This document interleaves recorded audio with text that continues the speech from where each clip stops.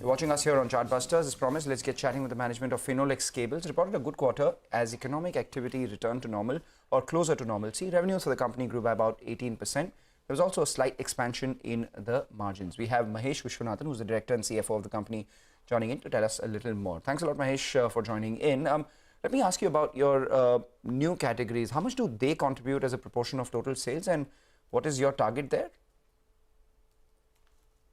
Well, at the moment, that number is still low. So if you look at the current quarter, out of turnover of 1,150 crores, that contribution is about 55 crores, I think.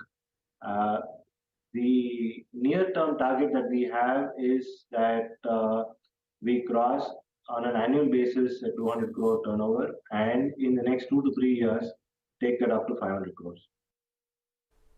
All right, sir, you had launched the electric iron. That falls in the part of a new segment. How is that segment in particular performing?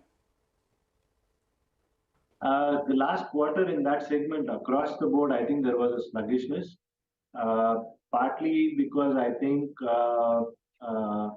discretionary spends across the board have been a little low. And I see this commentary also from many of the other competitors in this area. So I think it is not something that we are seeing for ourselves, but across the board it has been visible. Also, there are changes happening within the segment. So, for instance, if you take fans, the new norms in terms of power conservation have kicked in from this month. So model changes are happening, supply chains have to be realigned, and so I think there is going to be a little time before one starts seeing growth. Lastly, I think also while inflation numbers have come down from what they were 3 months ago, I think it is still on the higher side, and there is a little hesitancy in purchasing. Right. Mahesh, just wanted to understand if you could quantify the cash that you have on your books and your plan to utilize this cash. We have at the moment, at the end of the quarter, approximately 2,200 crores in liquid investments.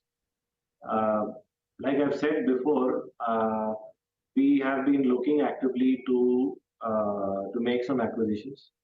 Unfortunately, the valuations that we are getting are not something that we are comfortable with. So we are looking for targets which are, on the one hand, which will add value to the product lines that we have, and at the same time bring in some technology or other expertise, but at a reasonable price. So that's something that we are looking for actively, and as and when we get there, I think the idea is to make that buy without resorting to any borrowing. We are conservative in that sense that our borrowing is, we are a debt-free company, and we'd like to keep that status as long as it is possible to do so.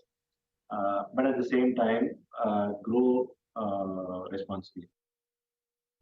So besides the operational performance and the balance sheet, can you give us an update about what's the status of the promoter dispute? Is there any kind of resolution, out-of-court settlement as well that's in sight? I mean, there are various murmurs and hopes on the street. So I ask you this. Well, I'm not really involved in that dispute per se. The company is not involved. So, and the matters are in court. So I really do not have anything to comment on that. I'm sorry, I am not able to help you there. All right, thanks a lot for joining in and giving us those details. We had a few questions, but we'll speak about